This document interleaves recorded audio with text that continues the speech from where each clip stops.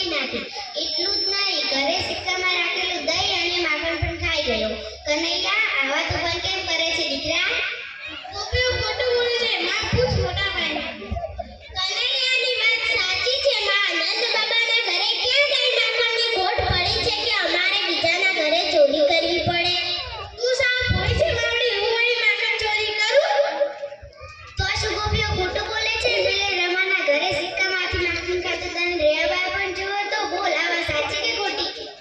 અડધી વાત સાચી ને અડધી વાત ખોટી. સિક્કામાંથી માખણ મેં લીધું હતું. એ તો પણ રમા માસીના દીકરાને ખવડાવતો હતો. એ બિચારો સિક્કા સુધી પહોંચી નતો શકતો, એટલે અમે ભાઈ બહેનો એની મદદ કરતા હતા. તને ના મનાતું હોય તો પૂછ મોટા ભાઈને. કનૈયાની વાત સાચી છે માં. તારી જેમ આ બધી ગોપીઓ તેમના બાળકોને માખણ ખવડાવતી નથી. તે તો મથુરાની બજારમાં વેચી નાખે છે. નહીં તો શું, ઘરના છોકરાઓને ભૂખ્યા રાખવાના? ગાયો ગોકુળની, ગોવાળ ગોકુળના, ગોપીઓ ગોકુળની અને મારી માખણ મધુરાનો. આવું તો ન ચાલે ને બા.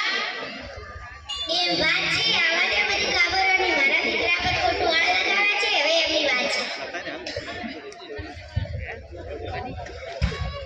ખૂબ ખૂબ ધન્યવાદ. બાણો ભૂલકણો નાટક. બાણો ભૂલકણો, બાવો બાવો ભૂલકણો.